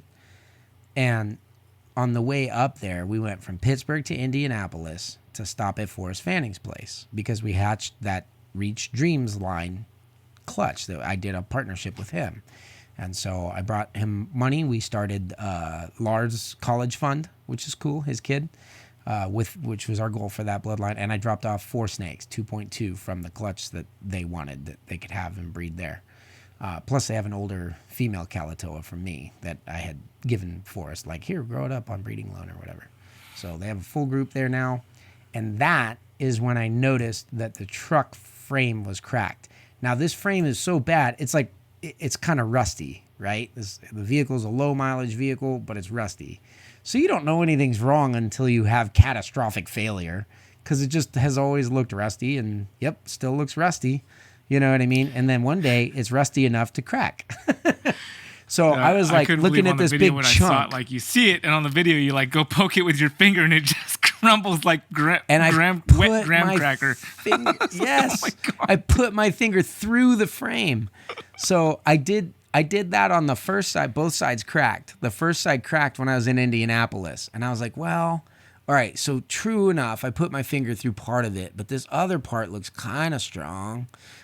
So I was like, Kim, Thomas, they're the ones that were riding with me. I was like, help me shift all the weight to the back. So there's like less weight riding on the tongue. You're not really supposed to tow that way, but I'm going to like pull more weight towards the back. Not all of it, but I didn't want to, be maxing out the payload on it. So we shifted everything to the back, and I was like, I think we can make it. We're only 4 hours away.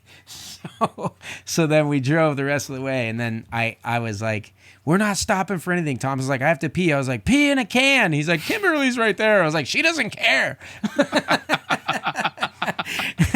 And I was like, we're not stopping until we get to the hotel. And they're like, don't we have to go to the Airbnb? And I was like, no, because I don't know if I can get the trailer from the Airbnb to the hotel tomorrow morning. We're going to the hotel, and we're dropping it off in the parking lot tonight. Hope someone doesn't steal it. So we drove straight up, and that was the shot that you saw, me poking my finger through the second side of the frame. So both sides are broken. Yeah. Well, I wish I could have come. If there's any reason I would have wished I would have gone, it would be so I could relive some of my band touring days on that trip with you, it sounds like, and just feel that whole feel again. I apologized to them later. I was like, Kim, I'm sorry for, possibly sacrificing you. She was sitting in the back. She's like, it's really bumpy and swervy back here now. You know what I mean? As the frame's like, the trailer's getting lower and lower. Like now the chains are dragging. We got to stop and like twist them around, hook them back on, and keep going. And then Thomas is like, why are you even hooking the trains on? It's not the hitch that's going to come disconnected. The whole back half of the vehicle is going to fall off. The chains aren't helping anything. Oh, man. I'll tell you what. The highlight of my trip was not even at the show. And I wish you were there for this, because this was a Cusco moment. Sunday night after the show, everything's packed up. You get back to the Airbnb. Now, you've been, historically, I used to rent a big house and have a lot of people over and stuff like that. So you know what it's like to stay at our Airbnb sometimes. After the show, remember that time when I was talking to, who was it? We were in the closet. Oh, remember? Yeah. Well, there was a few people. There was Adam Hallblieb. Adam. Nick Adam. Lavera was on the scene. Yeah. So we're all hanging at the house Sunday night, and Adam was like, I wish I would have had more time to see your snakes. You had some cool ones. And I was like, they're all in the closet. Let's go hang. And me and Adam are like drinking beer and hanging in this closet for like 3 hours with snakes. But closet of the Airbnb, like a walk-in closet. But anyway, the Sunday night atmosphere. You're done. There's no pressure. You're just hanging out, and it's fun, right? We had the best Sunday night ever this time, I think. So the people that were staying with me at my house was Aiden and his friend Dan, right? So, I mean, you know Aiden. Kimberly is there. Thomas is there, my video editor. Kim Paws, for those of you guys that don't know. And then Rob, who works with me, his wife Lisa, and she is a hoot. And dude, then both of those two together, like Rob alone, but both of them, yeah, awesome. have you spent time with Lisa? Yeah, at the in the basement of the original Tinley rental house. Yeah. She was being shy. That was when we formulated and made public the idea to start this podcast for Searchable as Reptiles. You're right. Yeah, it was the same night. Well, Lisa loosened up a little bit. Was the Lisa who told Rob to get up and take his pants off on stage at the UNSARC auction, which happened, by the way. But it's another Schaumburg experience you missed. Bummer. But then the other people that were staying there were Justin and Jacqueline Lathrop, which if you know them, they're like children, basically, like grown-up children. Justin's not much bigger than a little child, but he has a beard. So, okay. One of my most memorable, somehow ingrained in my memory. I don't know how it's all there, but Joel, State 48 Exotics, the opposite end of Unplugged. They haven't done it for a while, but Reptiles Unplugged with Adam Hobley, who you referenced in this story. Joel, Miguel Garcia's first show at the Southern California, at the Pomona show, and Justin Lathrop and myself, the four of us went out Friday night before anybody got there. It was like there was nobody there for setup hardly, and that night at the hotel, down the hotel bar at Pomona. And just the four of us went out, and it was insane. And Justin helped with that quite a bit, I will say. Oh, yeah, that was his goal, was to get silly this weekend, is what he kept telling me. I think he did a pretty good job. But you realize how much he is like a little child trapped in a man's body just saying, someone let me out. And his wife is the same way. Just give me half an excuse to go full 6-year-old right now. So, hey, and man, I don't my do type that. of people. My type of people. Oh my God! Let me tell the story. This is a good story because it's people and nature and and silliness, and you're gonna love it. All right, so Justin's in the house and he's hanging out. I had an adult slayer, and he's like, "Oh, this thing's beautiful. Check this thing out." He's holding the snake, and it starts raining, and it's like raining. And I was like, holy smokes, it's really coming down out there. Thunder, lightning, the whole bit. Good Midwestern storm. Damn, I'm sad I just missed that part. It gets better. So someone's like, oh, yeah, you got to go check it out. There's a little porch, like off the side of the house that, is probably like a 12-foot by 3-foot wide little porch. They go, you got to go check it out. Go stand outside for a minute. Because it was like warm, too. So it wasn't like that cold, nasty rain. It was like nice, giant, fat raindrops, right? So I'm like, okay, I got to go check this out. So I go stand on the porch because I don't know. I know you can relate to me in this moment. I don't know how many of you guys listening can relate. Like, wow, cool thunderstorm. You just sit and watch. Like, let's stop everything and just look. You know what I mean? So we go outside and there's like this waterfall coming off of the roof. And it was like the thunder and lightning was insane. The kind of like lightning, it's like right on top of you. So when you get a big this bolt, it bounces off your chest. Like 2 seconds later. Yeah, it feels like a bass, like you're listening to too much bass or something like that. So, if there's such a thing. But so we're out there and we're just like, this is happening. This is crazy. And Kim was sitting out there, Kimberly Paws. And she's sitting there too, and we're just kind of watching it, and we're like, isn't this cool? And we're starting to get a little bit wet because the water's like dripping and splashing all over, back onto us, even though we're covered. And then I was like, Kim, I kind of want to step out into the rain. And she's like, yeah, you kind of have a weird look in your eyes. And I was like, I think I'm going. I was like, I'll take a step forward if you take a step forward. And she's like, I don't want to take a step forward. And she's like, look, I got a sweater on. I'll get all wet. So I stepped out into the rain, and I was fully clothed, but I'm just getting drenched. And I was like, oh, it's great. Come out. She's like, I want to have a sweater for the rest of the weekend if I come out. Now it'll be cold. I think I said, take off her sweater here. Okay, that's weird. Anyway, wasn't this sweater. So I said, just take off your sweater. So she takes off her sweater, and she's wearing like this... like a sports bra kind of a thing or something like that, and she comes out into the rain. Now I'm like, this is cool.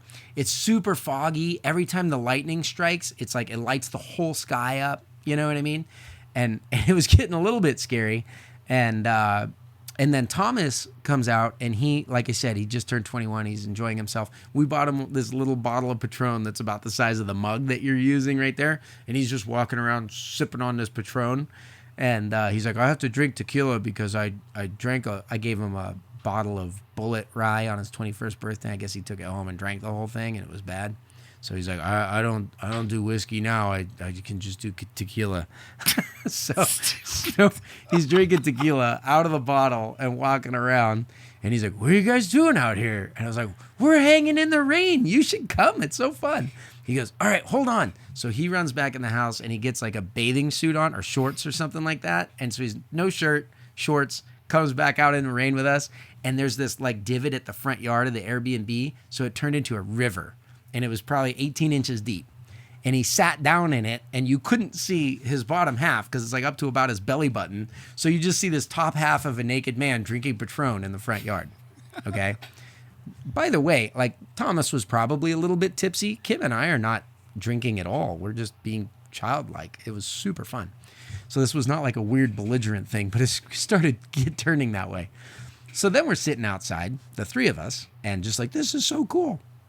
And Jacqueline Lathrop comes out. She's like, what are you guys doing? And we're like, we're hanging in the rain. And she goes, woohoo! And she pulls her shirt off. She's in her bra, and she runs out into the rain in the front yard, just going, wee, yay, ha ha, you know what I mean? And dancing around. And I was like, okay, guys, probably, like, I'm having fun too, but let's not, like, stand right under the big trees because the lightning is like, wah, wah, you know? It's like, geez, Louise, this weather's getting intense.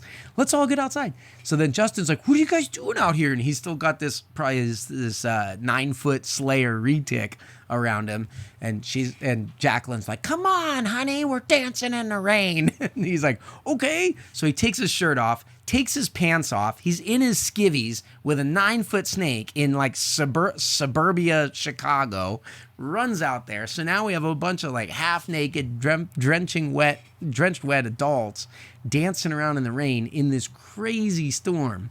We found out, just to give you the context on the storm, we found out a little bit later that a tornado had touched down like 20 miles from where we were.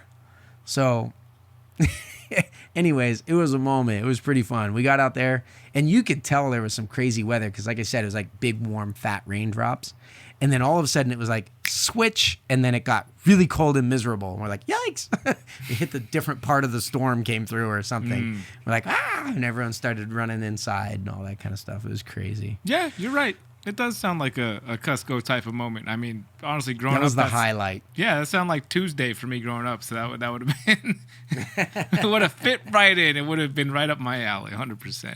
I may have lost all of my clothing at some point and started sliding across the grass. Who knows? I don't know. If it hadn't gotten cold, I'm sure we were definitely heading there rapidly, especially with that crowd. It was crazy. The wildest moment I'd say for us was, Friday, at least as far as the show, is at the end of the night at Nick's place. And Jesse had a lot of the crew from the shop and some other friends and stuff. And one of them was getting pretty turned up a little bit and just like sticking his finger into the lychee hide log. And Nick has these big Great Danes running around the house, and it wasn't anything compared to the outside in the storm. It wasn't nearly as fun as that, but it was still getting to a point where it was like, ooh, the energy's starting to get like almost anything can happen here. Yep.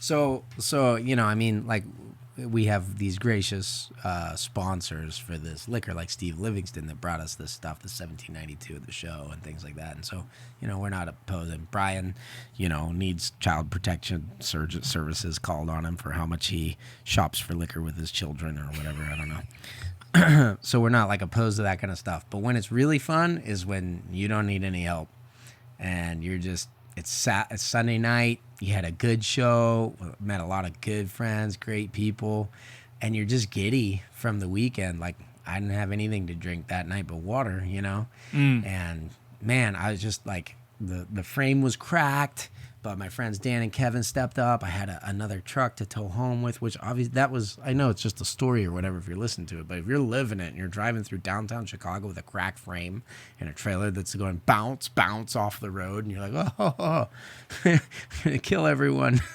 That's not fun, you know what I mean? It becomes very stressful. So all that stress is done. It's over. You can see the light of the tunnel. Just get a nice big tornado and thunderstorm. It's time to run outside. Maybe strip some clothes off. I can feel it, dude. I can feel it, dude. It was fun. I toured in a band for a long time, man. Like, life was like that on a regular basis. It was. Yeah. Yep. I know what you're talking about. There's nothing. Do you know like what's funny? Man. Nothing like I thought about you on that porch. I'm pretty sure I told Kim. I'll have to ask her if I mentioned it out loud or not. But I was like, if Brian Cusco was here right now, he would be in that rain. And then I was like, heck, if the last 30 years hadn't gone by, I would be in that rain. Then I was like, why am I not in that rain? It's time to go in the rain. Good man. But it started with you. Good man. Good man. So you're still having an influence even though you weren't there. That's good to hear. I do miss you, man. I'm not a fan of doing these apart because that means that more than a month has gone by since we've got to hang out in person, which is mildly depressing. It just mildly. It's okay. I'm a big boy now. I can not see friends for a while, and it's okay. And we just always pick up right where we left off because that's what good friends do. But man, I sure would love to do the next one of these in person. It would be fantastic. I don't know if that's possible or not, but it would be great. Well, Little Bird told me that maybe Daytona is coming up soon, so we'll have to see what happens with that. Yeah, this is June. Daytona's August, so we're talking about more than another. That we have to do another one? Ugh. Remotely, right. We're going to have to figure that out. So for those of you guys listening may not know about our location sponsorship with this podcast, where you can actually pay me and Brian to come podcast. So we've had several people do this. Sometimes it is a reptile show where they'll pay. We have a set price. You can hit us up if you want to know what that price is. We've had some people do shows. We've had, the C&B Reptiles thing was like that. Not the grand opening, but before that, they paid those guys to have us come out. We podcast from their backyard. And then, some people, I don't think we've done one of these yet. Maybe I don't remember, but some people have talked about, well, okay. So we've had what is it you're talking about? I'll tell you if it's happened or not. Yeah, a lot of people have talked about just having like a group of 5 friends split the cost and fly us out to their city and podcast from their living room. But we haven't done anything like that one yet, right? Nope. We've had a few people say they were going to do that, and then it hasn't happened. So, right. So, anyways, shoot, man, if you guys want me and Brian to just come hang out at your place for the night, hit a bunch of your friends up, pull the money together, let's do it in July so we can make it happen. And I was going to be too busy to go anywhere or do anything in July. But now the bank is jerking me around and sounds like we might even have to delay the closing date on my building. Well, what is the second weekend of July looking like for you? It's coming up pretty quickly. Just out of curiosity. Now. Everything's changing, like I said. I'm not sure. Okay. Well, we'll talk about this. We'll talk about this later, but maybe there's something. Why? What's the second weekend of July going on with you?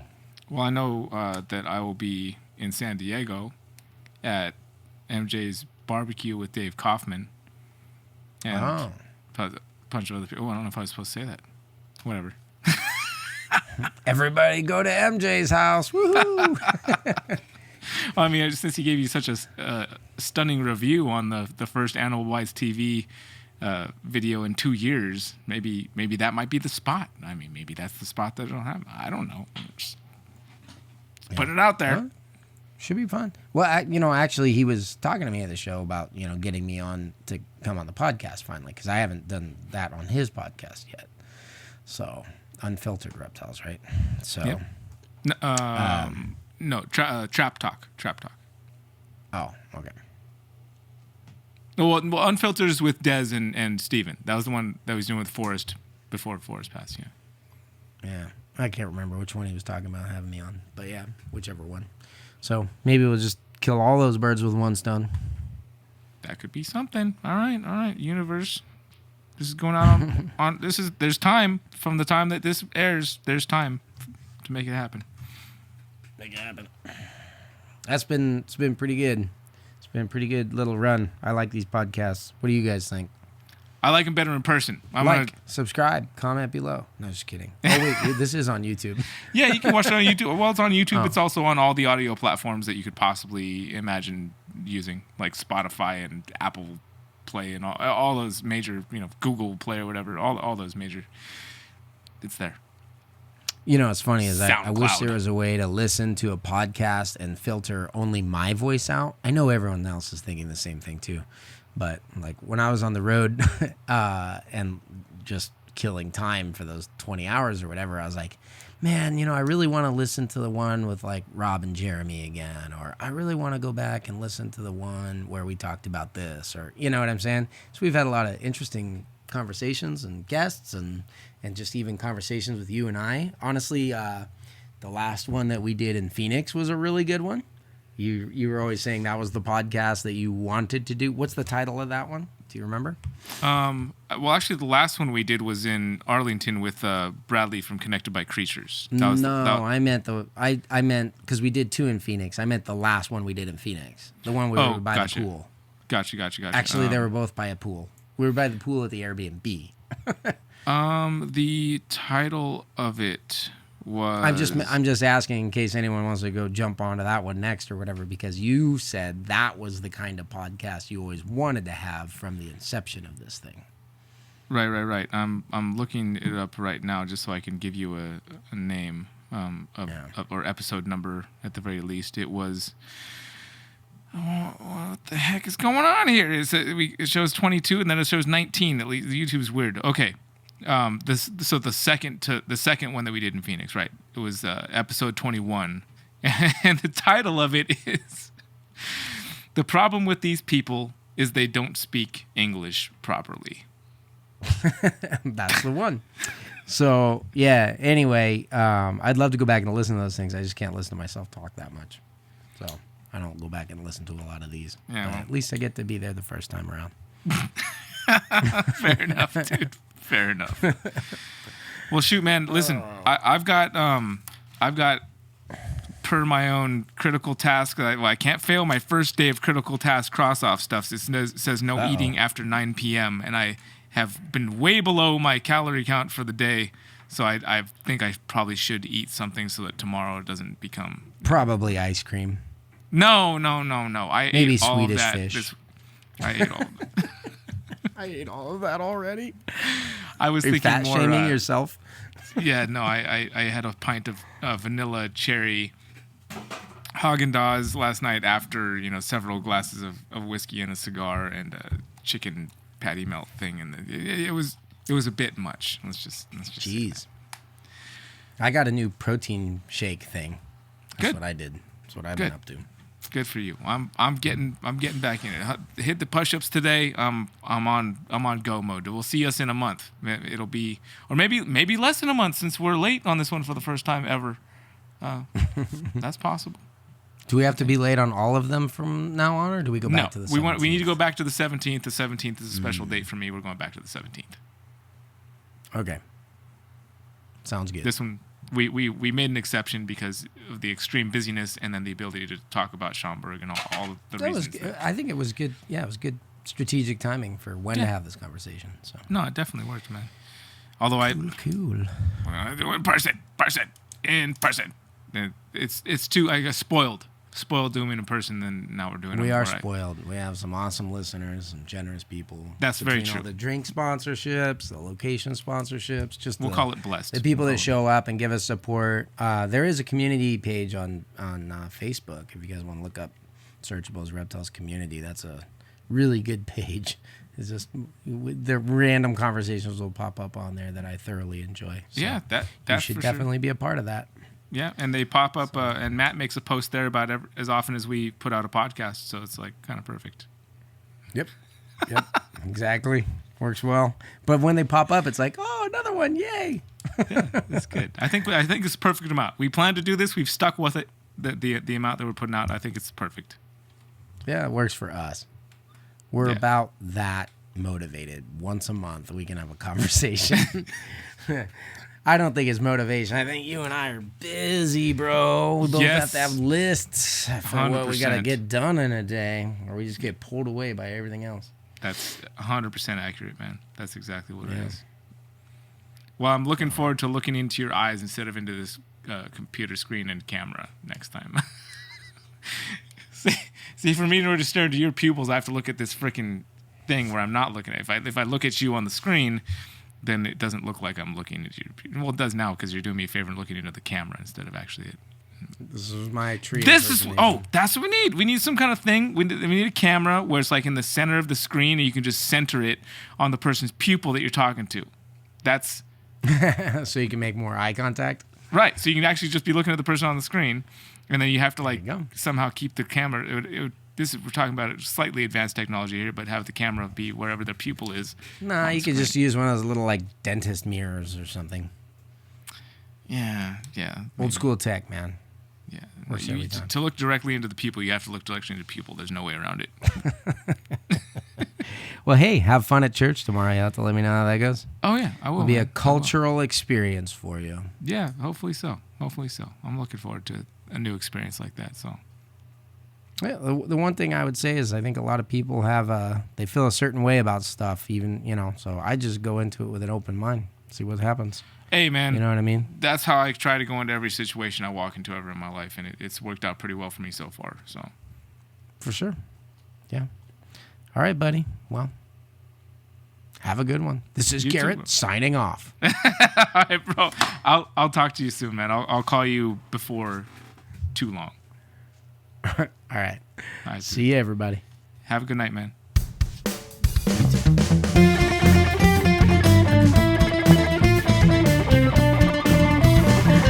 Searchable is a reptile.